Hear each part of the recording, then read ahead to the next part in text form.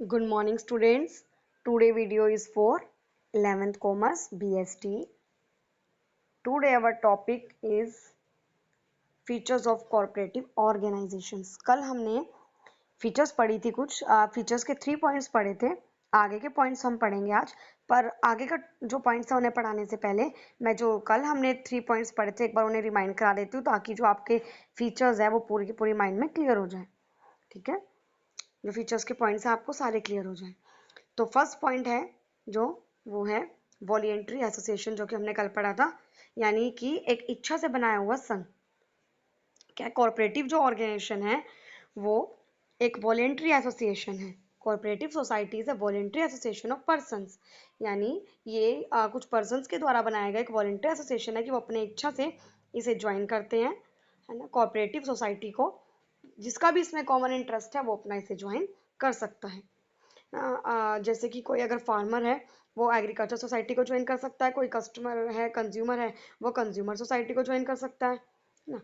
तो उसमें कोई भी मेंबर जो चाहता है सोसाइटी में उसका इंटरेस्ट है, कॉमन इंटरेस्ट है उसमें ज्वाइन करना, तो उस तरह की सोसाइटी को वो ज्वाइन कर सकता है और अपनी इच्छा से वो सोसाइटी को कभी भी लीव कर सकता है, यानी एक नोटिस देकर वो सोसाइटी को कभी भी छोड़ सकता है.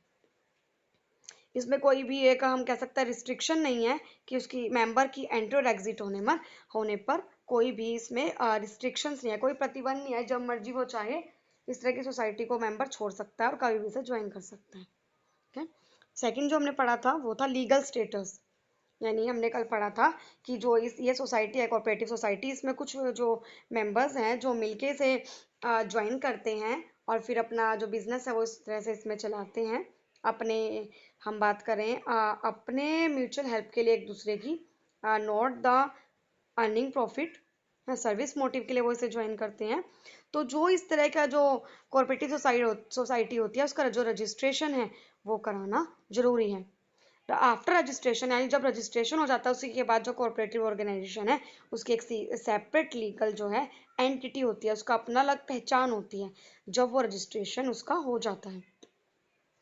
उसी रजिस्ट्रेशन के बाद वो किसी भी प्रॉपर्टी को खरीद सकती है और बेच सकती है अपने नाम से. ठीक है, ये है कि इसका एक लीगल स्टेटस आफ्टर रजिस्ट्रेशन माना जाता है. थर्ड पॉइंट क्या पढ़ा था हमने, लिमिटेड लाइबिलिटी, कि हमने कल पढ़ा था कि जो कोऑपरेटिव ऑर्गेनाइजेशन है उसके जितने मेंबर्स हैं उनकी लाइबिलिटी कैसी होगी, उनकी लाइबिलिटी लिमिटेड होगी. यानी जितना उन्होंने पैसा उसमें लगाया है कोऑपरेटिव सोसाइटी में, जितना उन्होंने कंट्रीब्यूट किया कैपिटल, उस अमाउंट तक उनकी जो लाइबिलिटी है वो लिमिटेड है. ठीक है. अब आगे के जो पॉइंट्स हैं वो हम नेक्स्ट पेज पर देखते हैं. आज के जो पॉइंट्स हैं हमारे वो ये हैं. पहला फोर्थ पॉइंट है control.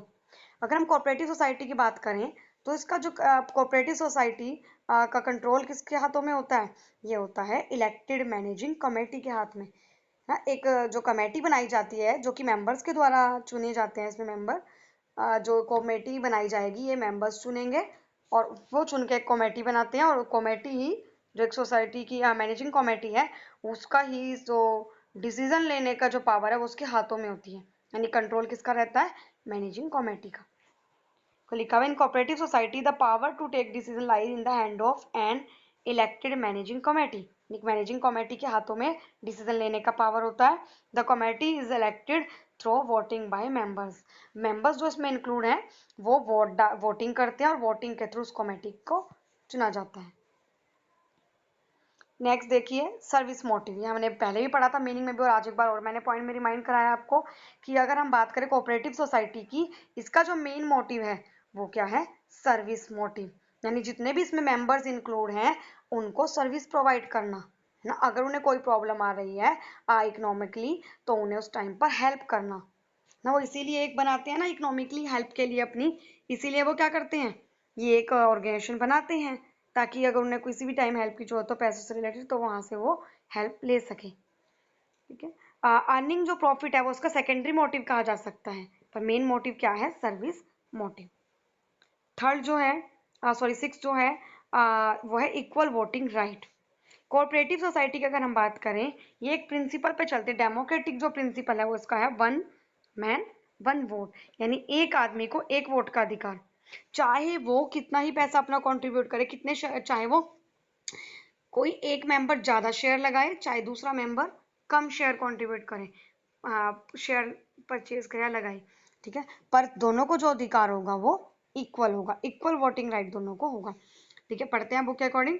The cooperative society work with democratic principal of one man one vote, यानी जो कोऑपरेटिव सोसाइटी है ये किस प्रिंसिपल पे काम, कोऑपरेटिव सोसाइटी है जो किस प्रिंसिपल पे काम करती है, one man one vote. All the members gets only one voting right irrespective of capital contributed by them, ना हर किसी मेंबर को एक वोटिंग अधिकार होगा, जितना भी उसने कैपिटल कंट्रीब्यूट किया उसके हिसाब से उन्हें एक वोटिंग राइट का अधिकार होगा। The rich members by taking more shares cannot dictate their terms. A person who has 1000 share and a person who has 10 share will get one voting right only. अगर हम बात करें रिच मेंबर कौन होगा, जो ज्यादा कंट्रीब्यूशन लेके आए कैपिटल का या जिसने ज्यादा शेयर लगाए हैं, तो उसको वो क्या कर सकता है, वो एक तरह से डिक्टेट नहीं कर सकता टर्म्स को इस सोसाइटी के। डिक्टेट का मतलब हम कह सकते हैं कि वो एक तरह से हुक्म नहीं चला सकता, आदेश नहीं चला सकता इनकी टर्म्स में सोसाइटी के। क्यों? क्योंकि उसको भी इक्वल वोटिंग राइट होगा और जो उससे कम जिसने शेयर लगाया उसे भी इक्वल वोटिंग राइट होगा, यानी वन मैन वन वोट का जो प्रिंसिपल है वो इसमें फॉलो किया जाता है। एक पर्सन जो इसने 1000 शेयर कॉन्ट्रीब्यूट किया और एक दूसरा पर्सन है उसने 10 शेयर, तो दोनों को क्या होगा, इक्वल वोटिंग राइट होगा। तो जो पॉइंट्स थे फीचर्स के 6 आपको क्लियर हो गए होंगे। आज जो इसकी मेरिट्स हैं वो भी पढ़ते हैं कि मेरिट्स ऑफ कोऑपरेटिव ऑर्गेनाइजेशन देखिए क्या क्या है। मेरिट्स के जो पॉइंट है ज्यादातर जो हमने ऊपर फीचर्स पढ़े हैं उनसे रिलेट करते ही हैं कि first equality in voting status, यह भी ऊपर हमने पढ़ा ना कि अगर हम कोऑपरेटिव सोसाइटी की बात करें ये डेमोक्रेटिक सिस्टम के अकॉर्डिंग इसमें वर्क होता है। तो जो प्रिंसिपल है वो डेमोक्रेटिक प्रिंसिपल कौन सा है, वन मैन वन वोट। जितने भी मेंबर्स होंगे सबको वोटिंग इक्वल वोटिंग राइट है इक्वल राइट है और सबको मैनेजमेंट में पार्टिसिपेट करने का इक्वल चांस मिलता है, जितना भी उन्होंने पैसा कंट्रीब्यूट किया उस लेवल तक, ठीक है। तो देखिए इसके according the cooperative society work with the democratic system ना, they are based on the principle of one man one vote, one man one vote के अकॉर्डिंग प्रिंसिपल के अकॉर्डिंग इसमें वर्क होता है। all members have equal rights and equal chance to participate in the management irrespective of capital contributed by them। जितने भी members होंगे सभी members को जितना उन्होंने कैपिटल कंट्रीब्यूट किया है सबको मैनेजमेंट में इक्वल चांस है ना पार्टिसिपेट करने का अधिकार होगा और सबको इक्वल राइट्स होंगे। आइए सेकंड पॉइंट, लिमिटेड लाइबिलिटी, ये भी हमने ऊपर पढ़ा था। सब जितने भी मेंबर्स हैं सबकी लाइबिलिटी कैसी होगी, लिमिटेड, ठीक है। The liability of members of cooperative organisation is limited to the extent of their capital contribution in the cooperative organisation. जितना उन्होंने कंट्रीब्यूट किया अपनी कैपिटल उस हिसाब तक उनकी जो लाइबिलिटी होगी वो लिमिटेड होगी। At the time of loss the creditors can not have claim over the personal property of member. अगर इस तरह के ऑर्गेनाइजेशन में सोसाइटी में किसी तरह का लॉस होता है तो जो क्रेडिटर्स हैं वो मेंबर्स की पर्सनल प्रॉपर्टी पर क्लेम नहीं कर सकते, ठीक है। नेक्स्ट पॉइंट देखिए, नेक्स्ट है स्टेबल एक्सिस्टेंस, यानी एक तरह से इसका अस्तित्व जो है वो फिक्स है, कॉन्टिन्यू है। स्टेबल, स्टेबल का मतलब क्या होता है, फिक्स होना।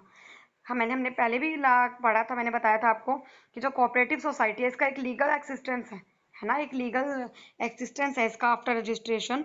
तो अगर कोई भी मेंबर इसमें मर रहा है ना, कोई भी मेंबर की किसी मेंबर की डेथ हो जाता है, कि कोई मेंबर इंसॉल्वेंट हो जाता है या कोई मेंबर इनकैपेसिटी है उसकी, वो इनकैपेसिटी ऑफ एनी मेंबर, इसका इफेक्ट उस सोसाइटी के अस्तित्व पे नहीं पड़ेगा, वो जैसे पहले चल रही थी ऐसे ही कंटिन्यू चलती रहेगी।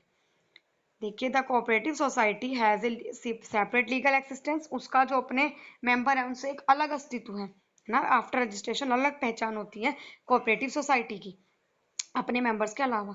द डेथ, इंसॉल्वेंसी और incapacity of any member does not affect the existence of society.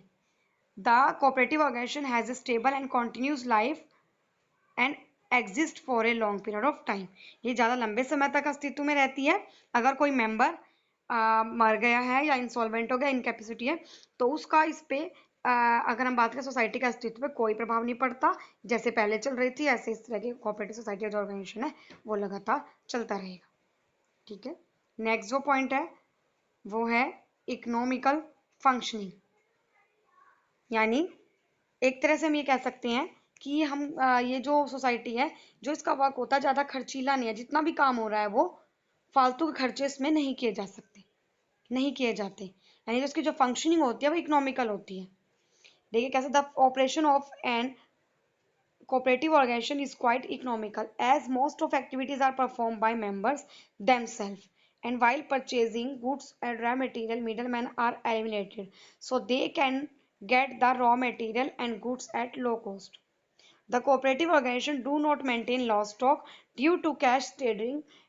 There are no bad debts. There is a saving in advertising and selling expenses also. देखिए इस तरह की जो सोसाइटीज होती हैं, तो जो इनका वर्क होता है, इसमें जो फंक्शंस होते हैं, जो भी काम किए जाते हैं, वो इकोनॉमिकली की जाती हैं। जितनी भी मोस्टली एक्टिविटीज की जाएंगी, परफॉर्म की जाएंगी, वो ज़्यादातर जो मेंबर्स हैं वो खुद करते हैं। और जैसे कि इसमें गुड्स परचेज करने हैं या रॉ मटेरियल परचेज करने हैं इस तरह के बिजनेस में, तो क्या होता है, उसमें जो मिडल मैन है ना, जो बीच में मिडल मैन है, वो एलिमिनेट कर दिए जाते हैं। डायरेक्ट क्या होता है, डायरेक्ट परचेजिंग होती है, तो जो मिडल मैन का जो कमीशन वगैरह वो नहीं देना पड़ता, तो यहाँ पे भी बचत होती है। So they can get the raw material and goods at low cost, यानी उन्हें किस जो रॉ मटेरियल है और गुड्स है वो लो कॉस्ट पे अवेलेबल होती है। अगर हम कॉर्पोरेटिव ऑर्गेनाइजेशन की बात करें, इन ये ज़्यादा लार्ज स्टॉक है वो भी मेंटेन नहीं करके रखते, क्योंकि इसमें जो लिमिटेड मेंबर्स है उनकी रिक्वायरमेंट को पूरा ज़्यादातर किया जाता है, उनके लिए इसे चलाया जाता है ड्यू टू कैश ट्रेडिंग। और इसमें ज़्यादातर जो ट्रेडिंग होगी, व्यापार कैसा होता है, वो कैश में होता है, इसलिए बैड डेब्ट्स की क्या होती है, बैड डेब्ट्स होते ही नहीं। और इसमें एडवर्टाइजिंग और सेलिंग एक्सपेंसेस भी नहीं होते, सेलिंग एडवर्टाइजिंग वगैरह पे खर्चा नहीं किया जाता, और सेलिंग एक्सपेंसेस वगैरह पे भी खर्चा नहीं किया जाता। तो ज़्यादातर क्या होती है, हर फंक्शनिंग में क्या है, बचत है। इकोनॉमिकली का मतलब बचत होती है, ठीक है। इस तरह की जो सोसाइटीज़ है उनकी जो फंक्शनिंग होती है इकोनॉमिकल होती है, फालतू के खर्चे इसमें नहीं होते, इसलिए हर जगह से क्या होती है, बचत ही होती है। तो इसके एक फीचर्स मेरिट है ये इकोनॉमिकल फंक्शनिंग। नेक्स्ट आता है सपोर्ट फ्रॉम गवर्नमेंट। इस तरह की जो सोसाइटी है, ऑर्गेनाइजेशन है, इन्हें गवर्नमेंट से बहुत सपोर्ट मिलती है, बहुत सारे बेनिफिट है इन्हें गवर्नमेंट के थ्रू मिलते हैं।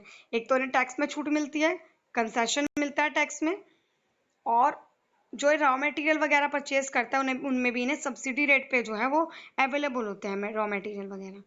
और अगर इन्हें कहीं लोन वगैरह की जरूरत पड़ती है, तो वहाँ से भी इन्हें गवर्नमेंट के थ्रू जो लोन है उस पर काफ़ी कम इंटरेस्ट पे इन्हें लोन जो है वो मिल जाता है। The cooperative organization get various benefit from the government. The government provide various concession and rebate in taxes. बहुत सारी छूट concession देती है इन्हें गवर्नमेंट टैक्स पर। These organization can get raw material, it is etc. at subsidy rate. Government offers loan at lower rate of interest on easy term and condition to cooperative organization.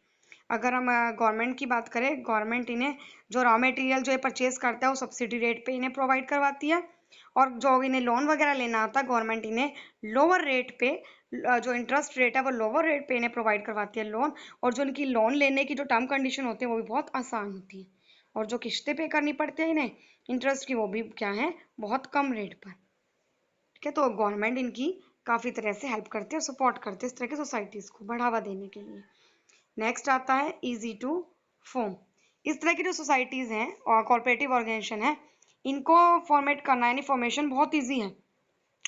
10 adult member मिले और उन्होंने अपना एक society बना ली, है ना, अपने common interest के लिए वो अपने एक सोसाइटी बना सकते हैं।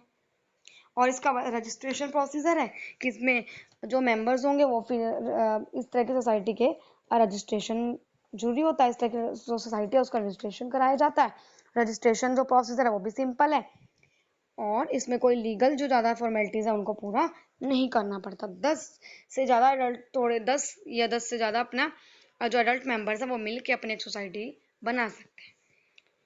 देखिए, the formation of cooperative organisation is very simple process.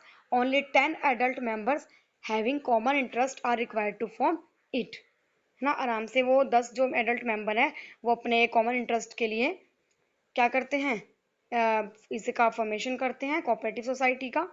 और रजिस्ट्रेशन प्रोसीजर जो है इसका बहुत ईजी है, सिंपल है, और लीगल फॉर्मेलिटी की जरूरत नहीं होती। देखिए अगले पेज पर दिया हुआ इसकी जो लाइन्स और लास्ट जो पॉइंट है, for cooperative organisation is very simple. इसका जो प्रोसीजर है रजिस्ट्रेशन का बहुत ईजी है, और इसमें कोई भी लीगल फॉर्मेलिटीज जो हैं वो इन्वॉल्व नहीं होती ज़्यादा। लास्ट जो पॉइंट है मेरिट का वो है ओपन मेंबरशिप। यानी इस तरह की सोसाइटी में कोई भी मेंबर कभी भी आकर इसे ज्वाइन कर सकता है, कभी भी इसको छोड़ सकता है। इसमें कास्ट के बेस पे, रिलीजन के बेस पर कोई भी रिस्ट्रिक्शन नहीं है कि हाँ वो कास्ट का इसमें इंक्लूड नहीं होगा या उस धर्म का है तो वो इसमें इंक्लूड नहीं होगा। कोई भी मेंबर इसे आके इसे ज्वाइन कर सकता है। Any person having common interest can become the member of a cooperative organization. There is no restrictions on the basis of caste, creed, and religion. The person can join and leave the cooperative organization when they desire so. ना जिसका भी common interest है वो इसमें आके society को join कर सकता है। इसमें कास्ट और रिलीजन के बेस पे कोई भी प्रतिबंध नहीं है कि हाँ वो पर्सन या उस धर्म का आके इसे ज्वाइन नहीं कर सकता। कोई भी जो जिसकी भी इच्छा है वो मेंबर यानी वो पर्सन आकर इस तरह की सोसाइटीज को ज्वाइन कर सकता है। जिस भी उस तरह की सोसाइटी में उसका इंटरेस्ट है उस तरह की सोसाइटी को वो पर्सन आकर ज्वाइन कर सकता है, उसका मेंबर हो सकता है। और जब कभी उसकी इच्छा हो वो इस तरह के जो एसोसिएशन है, इस तरह की सोसाइटी है, उसको छोड़ सकता है। तो बेटा आज के ये पॉइंट्स थे। आज हमने मेरिट्स और जो फीचर्स के 3 पॉइंट थे वो पढ़े। जितना आपको टॉपिक आज कराया गया है वो आप नोट डाउन करें और इसे एक बार ध्यान से रीड आउट करें। Thank you.